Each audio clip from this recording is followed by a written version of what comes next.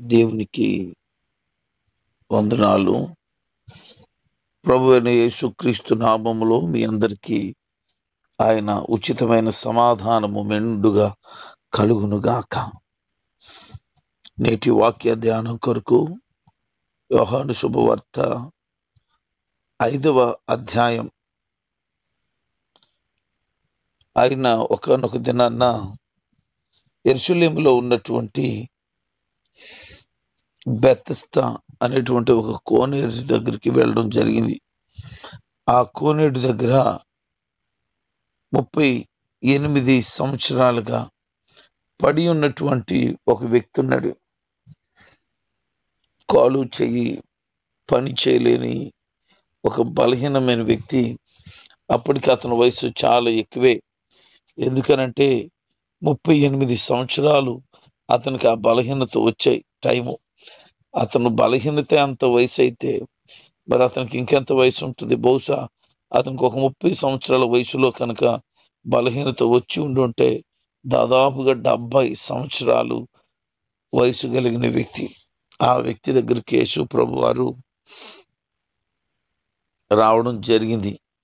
అక్కడ ఒక విచిత్రమైన ఆశ్చర్యకరమైన సంగతి జరుగుతూ ఉంటుంది. రోజుకి ఒక పర్యాయం అక్కడ అనేక మంది వ్యాధితో, అనేక మంది రకరకాలైనటువంటి రోగాలతో ఉన్నవారు ఉన్నారు. ఎందుకు అక్కడ ఉన్నారంటే ఆ విచిత్రమైన సంగతి జరిగితే వారందరూ కూడా స్వస్థత పొందుతారని ఒక విశ్వాసంతో ఆ స్థలమునకు చేరుతూ ఉండేవాళ్ళు. ఏం జరుగుతూ ఉండేదనంటే ఆ బెతెస్దా అనే కోనేటి దగ్గర నీళ్లున్నాయి. కోనేటిలో రోజుకి ఒక పర్యాయం నీళ్లు కదిలించబడతాయి.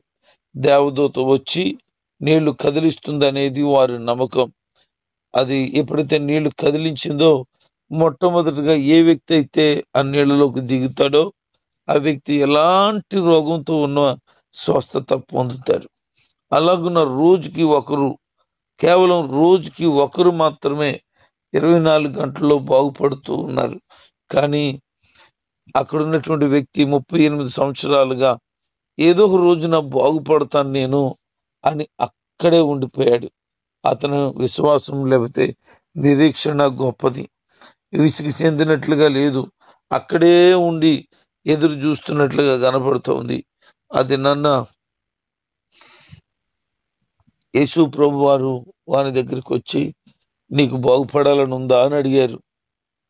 38 సంవత్సరాలుగా అదే స్థితిలో ఉన్నవాడిని నీకు బాగుపడాలని ఉందా అని అడిగితే వాడు ఏం సమాధానం చెప్తాడు? చాలా కోపంతో, చిరాకుతో, అసహనంతో మాట్లాడవలసిన వాడు ఇక నా బ్రతుకులో బాగుపడతానా నేను అని అనుకోవలసిన వాడు. కానీ అన్ని సంవత్సరాలు తన జీవితంలో మేలు స్వస్థత పొందకపోయినను అలాగుని ఎదురు చూస్తూనే ఉన్నాడు. ఈరోజు ప్రతి క్రైస్తవుడు వాని విశ్వాసాన్ని ఇలాగనే సిద్ధపరచుకోవలసి ఉంది. మందిరానికి వెళ్ళాను, ఏ మేలు జరగలేదు. మందిరానికి వెళ్ళాను, ఏ లాభం లేదు. మందిరానికి వెళ్ళాను, ఏమి పొందుకోలేకపోయాను అని మాట్లాడుతున్న వారికి ఇది సమాధానం.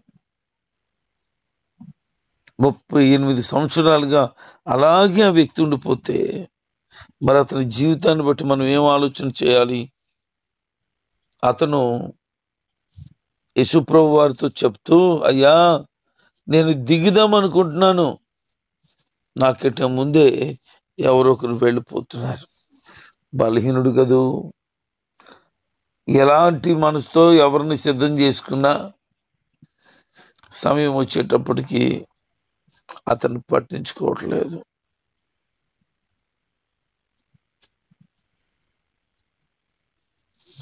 చాలా విచారమైన సంగతి అది. దేవుడు మన జీవితాల్లో కొన్ని కార్యాలు జరిగించాలని ఆలోచన చేసినప్పుడు ఆ నిర్ణయం, ఆ ఆలోచన దైవకమైనదని మనం గమనించగలిగితే గొప్ప కార్యాన్ని చూడగలుగుతాం. ఆ వ్యక్తితో ప్రభు అంటారు, చాలా కాలంగా నీవు ఇక్కడ ఉన్నట్టున్నావు కనుక లే, నీ పరుపునెత్తుకో అన్నారు. సింపుల్ గా చెప్పేశాడు ఆయన. ఎప్పుడైతే ఆ మాట ఆయన చెప్పారో వెంటనే అతను లేచాడు, నిలబడ్డాడు. చాలా సంతోషం వేసింది అతనికి. పరుపును మడతెట్టి పెట్టుకున్నాడు. అంతే బయలుదేరాడు. ఈ విషయాన్ని గమనిస్తున్నటువంటి శాస్త్రులు ఉన్నారు, పరిచయాలు ఉన్నారు. విశ్రాంతి దినాన్ని ఏ పని చేయకూడదు అనేది వాళ్ళ యొక్క ధర్మశాస్త్రం బోధిస్తున్నది. కనుక ఏమి కార్యాలు విశ్రాంతి దినాన్ని జరగకూడదు, ఎవరు చేయకూడదు అనేది వారి ఉద్దేశాలు. యేసుప్రభు వారు బాగు చేసేసారు, బలమైన కార్యాన్ని జరిగించేశారు. అక్కడ ఉన్న యూదులకి ఇది నచ్చలేదు.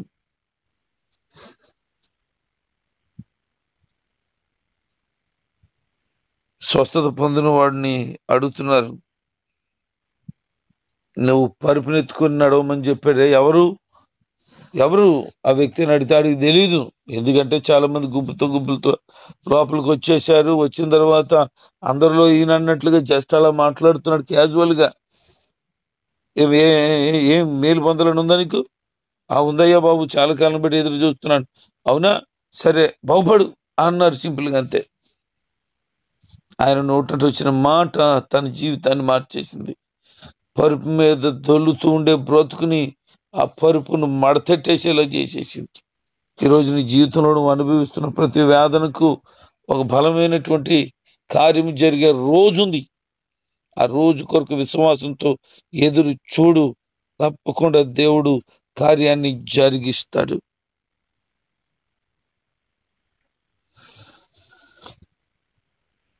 విశ్రాంతి దినాన్న మరొక వారమున దేవాలయంలోనికి వెళ్ళాడు వాడు, బాగుపడిన వాడు.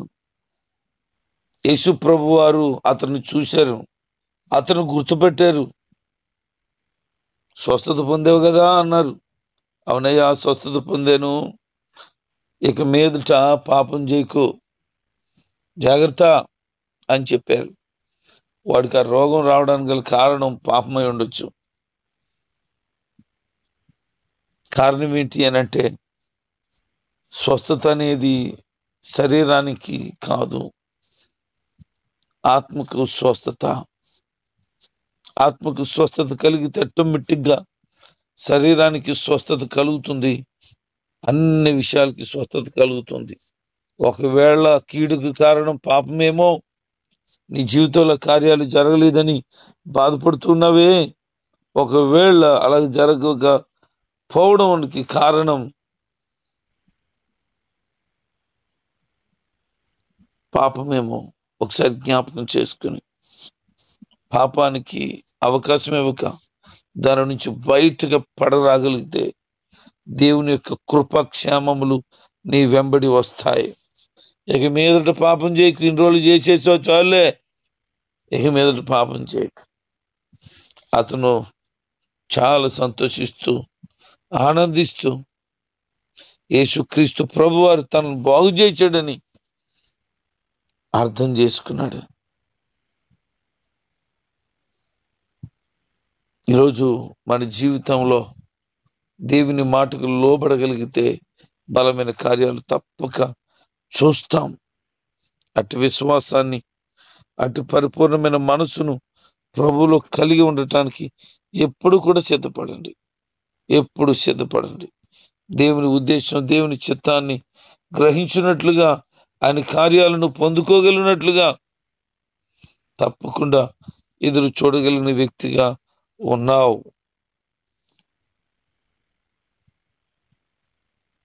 యేసుక్రీస్తు ప్రభువారు ఆయన ఉద్దేశాలు కానీ, ఆయన ఆలోచనలు కానీ ఎవరు ఎన్నడూ ఊహించలేరు.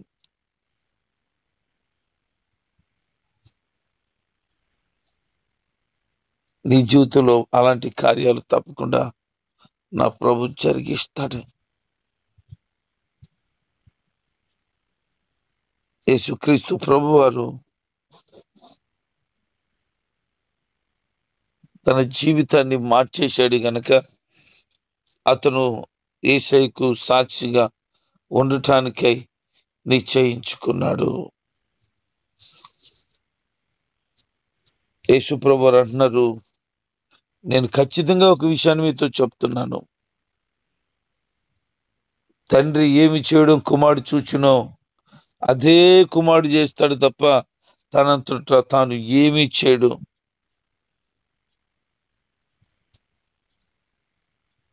తండ్రి కుమారుని ప్రేమించాడు గనక తను ప్రేమించే వారిని కూడా ఆయన ప్రేమిస్తున్నాడు. దేవుని ప్రేమను పొందుకోగలుగుతున్నారు. ఆయన ఆశ్చర్యకరమైనటువంటి గొప్పవాడు. వీటికంటే గొప్ప కార్యములు ఆయన జరిగిస్తాడు. తండ్రి మృతులను ఎలాగున లేపి బ్రతికించునో అలాగే కుమారుడు కూడా తనకి ఇష్టం వచ్చిన వారిని బ్రతికించును అని చెబుతున్నాడు. లేఖనాలు చాలా అద్భుతమైనవి. తండ్రి చనిపోయిన వారిని బ్రతికించిన ప్రకారము కుమారుడు కూడా తనకి ఇష్టం వచ్చిన వారిని బ్రతికిస్తాడు. ఇది చనిపోయిన వ్యక్తులు బ్రతికించిన సంగతిని గురించి చెప్పిన మాట. అయితే ఆయన ఆధ్యాత్మికంగా శాశ్వత జీవం ఇచ్చే పాపములో చనిపోయిన వారికి బ్రతికిస్తాడనే సంగతిని యేసు ప్రభు వారు తెలియచేస్తున్నాడు. ఇది శారీరకంగా కలిగినది, ఆత్మీయంగా కలిగినది. ఏ విధమైన పాపమైనను దేవునికి దూరం చేసింది. ఆ దూరం చేసిన స్థితి మరలా దేవునికి దగ్గరవి పరిపూర్ణమైన ఆరోగ్యంతో ఉండాలంటే పాపమును విడిచిపెట్టాలి. చాలా మందికి పాపం బట్ట తేనె వలె తీయగా ఉంటదని సామెతలో ఉంది. అయితే పిమ్మట అది సర్పం వల్లనే కాటు వేస్తుంది. పాపం తీయగానే ఉంటది, అయితే అది కాస్త ముదిరిపోతే ఇంక ఘోరమైన పరిస్థితి కలుగుతుంది. యేసు ప్రభు వారి ప్రేమను, గొప్పతనాన్ని అర్థం చేసుకొని ఆయన మార్గంలో చేరవలసిన వారమై ఆయనను అనుసరించి ఆయనను వెంబడించవలసిన వారముగా ఉన్నాం. చనిపోయిన వారు దేవుని కుమారుని స్వరం వినే కాలం వస్తుంది, అది రానే వచ్చిందని, ఆయన స్వరం వినేవారు బ్రతుకుతారని ప్రభు తెలియచేస్తున్నారు. తండ్రి ఎలాగున స్వయంగా జీవం కలిగిన వాడో అలా కూడా కుమారుడు జీవం కలిగిన వాడై ఉన్నాడు. తండ్రి అయిన దేవుడు ఆ యేసు ప్రభు వారికి సమస్తముని చేశాడు. ఇక ఆయన దగ్గర ఏమీ లేదు. ఆయన మన కొరకు సమస్తాన్ని అర్పించుకున్నాడు గనక మన జీవితం, మన బ్రతుకు పరిస్థితులన్నీ కూడా పూర్తిగా మార్చబడ్డాయి. ఆయన ప్రేమ, ఆయన కార్యాలు ఎలాంటి వ్యక్తినైనా అవలీలుగా మార్చగలిగినటువంటి దైవ ప్రేమ. ఆయన వెంబడించుట కొరకు, ఆయనలో ముందుకు సాగుట కొరకు ఆయన ఎప్పుడు కూడా మనతో ఉండటానికి ఇష్టపడుతూ ఉన్నారు. ఆయన మార్గంలో మనం సాగుతుంటే చూసి ఆనందించేవాడునే ఉన్నాడు.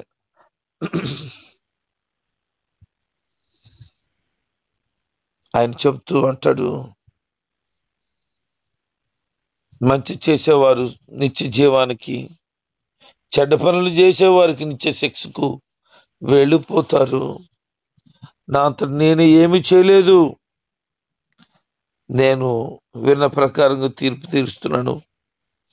అలాగే యేసుక్రీస్తు ప్రభు వారు కూడా తీర్పు తీర్చడం జరుగుతుందని తెలియచేశారు. నా విషయంలో నేను సాక్ష్యం చెప్పుకుంటే అది నిజం కాదనిపిస్తుంది. నా కొరకు ప్రభువే సాక్ష్యం చెప్తే అది గొప్పది కదా అని యేసుక్రీస్తు ప్రభు వారు మాట్లాడుతున్నారు. క్రీస్తు మార్గంలో సాగుతూ ఉన్నప్పుడు ఎన్నో అడ్లు, ఆటంకాల, వ్యతిరేకతలు కలుగుతూ ఉంటుండగా వాటన్నిటి నుంచి బయటపడి నిత్య జీవానికి వెళ్ళుట కొరకు తాను పరిపూర్ణంగా దేవునికి అప్పగించుకోగలిగితే ఆయన కార్యాలు మనం కూడా తప్పకుండా చూడగలుగుతాం. మన కొరకు ప్రభువే సాక్ష్యం ఇచ్చే స్థితికి, ఆధ్యాత్మికమైన పరిపక్వతకు ఎదిగిపోగలుగుతాం. దేవుని ఆశ్చర్యకరమైనటువంటి సంగతి.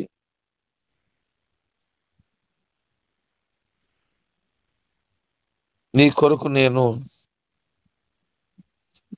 చేయబోతున్న కార్యములు, చిత్తానుసారంగా చేయబోతున్నటువంటి, నాకు ఇష్టం వచ్చినట్లుగా చేయబోతున్నటువంటి కార్యములు, దేవుని గురించిన తీర్పు, మన గురించిన సాక్ష్యం గూర్చి ఆయన మాట్లాడుతూ ఉన్నాడు.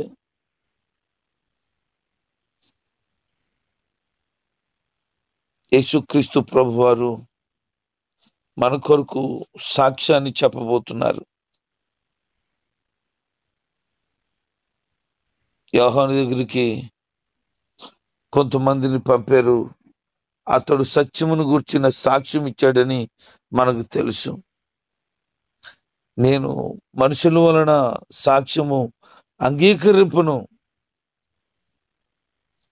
కానీ మీరు రక్షించబడతారు, ప్రకాశిస్తారు, ప్రకాశించుచున్న దీపంగా ఉన్నారు. అలాగే మీరు బాప్తిస్మం ఇచ్చే యోహాను గురించి చూచారు. అతను ఎలాంటి వాడంటే మండుచు ప్రకాశించుచున్న దీపమైన, మీరు అలా ఉండాలి అని బాప్తిస్మం ఇచ్చే యోహానును గూర్చిన విషయాలు మాట్లాడుతున్నాడు. కొంతకాలము అతను వెలిగించబడ్డాడట. ఆ కొంతకాలం వెలిగించబడిని వారిలో పేతురు కూడా ప్రథమమైన వాడే. వెలిగించబడ్డారు వాళ్ళందరూ కూడా. మరి నీ జీవితం, మరి నీ పరిస్థితి ప్రభులో సాగిపోగలిగితే ప్రభువే నీకు సమస్తమును అనుగ్రహించేవాడుగా ఉన్నాడు. ఆయనని ఎవరిని తృణీకరించే దేవుడు కాదు, ఎవరిని వద్దని చెప్పే దేవుడు కాదు. అపవాది కొద్ది కాలం ఆయన్ని విడిచిపెట్టి వెళ్ళిపోయినట్లుగా కొంతకాలం ఆనందించటానికి మీరందరూ ఇష్టపడ్డారంటారు ప్రభువారు. యోహానును గూర్చి వారు ఇష్టపడిన సంగతి, ప్రభు కోసం మండిన వ్యక్తి అయినా, అందుకని ఆయన గురించి చెప్పడానికి ఆనందంతో ఆశ్చర్యంతో సిద్ధంగా ఉన్నారు. ఈరోజు నీ కొరకు, నీ బ్రతుకు కొరకు, నీ జీవితంలో జరిగే ప్రతి కార్యము కొరకు దేవుడు ఒక బలమైన సాక్ష్యాన్ని నీ పక్షాన నిలబెట్టాలనుకుంటున్నాడు. ఆయన మార్గంలో సాగిపోగలిగితే తప్పకుండా కార్యాలు జరుగుతాయి. ఆయన మన జీవితంలో దైవ లేఖన ప్రకారంగా నిత్య జీవానికి వారసులుగా మారాలి అని, ఆయన అనుగ్రహించినటువంటి వారసత్వాన్ని మనం స్వతంత్రించుకోవాలని ప్రభు కోరుకుంటున్నాడు. అందుకనే మీరు జీవం కలిగిన వారు అగునట్లుగా నా దగ్గరికి రండి, నేను మీకు విశ్రాంతిని కలుగు చేస్తాను, నేను మీకు నిత్య జీవం ఇస్తానని ప్రభు ఆది నుండి మాట్లాడుతుంటే ఎవరు కూడా పట్టించుకోకుండా, పైగా ఆయన మీద కోపగించుకుంటూ, ద్వేషిస్తూ, ఏదో విధంగా ఆయన చంపాలని ఆలోచనలు, నిర్ణయాలు మాట్లాడుతున్నారు. మనం ప్రభు వైపు తప్ప ఇతరమైన దేని వైపు, ఎవరి వైపు చూడకూడదు. క్రీస్తుని వెంబడించే వారమైతే సత్యమును అనుసరించి నడుచుకున్న వారం అవుతాం. అప్పుడు మన జీవితాలు సర్వ సత్యంలోనికి నడిపించబడతాయి. ఆయన ఏమై ఉన్నారో ప్రజలకు తెలుసు. అందుకేనంటాడు, నేను మనుషుల వలన మహిమను పొందువాడను కాను. ఆయనకు చెందవలసిన మహిమ ప్రభావము ఆయన కలిగి ఉన్నారు. ఆయన మహిమను పొందలేక, ఆయన మహిమను కలిగి ఉండకుండిన వారు ప్రభు సమాధానం చేత నింపబడినప్పుడు నిశ్చయముగా బలమైన సమాధానమును పొందుకుంటారు.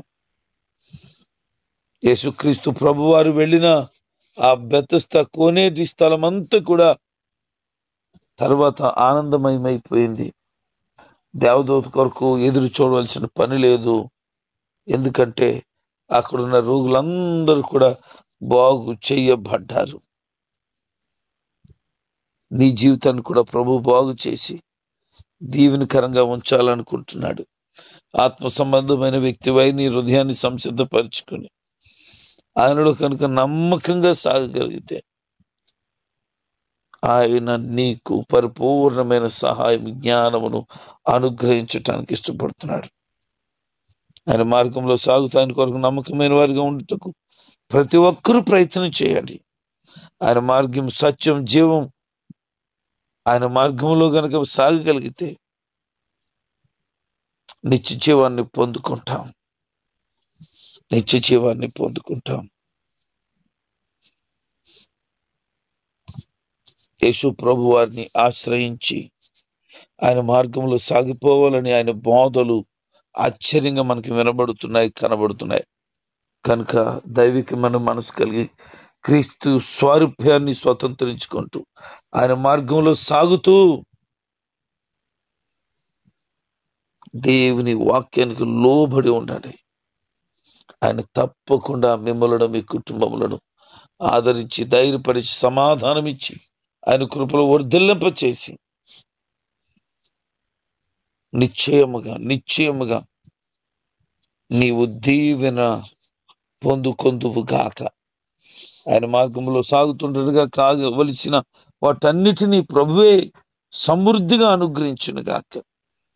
క్రీస్తు యేసు మహిమలో ప్రతి ఒక్క అవసరం అందరికీ తీర్చబడును గాక.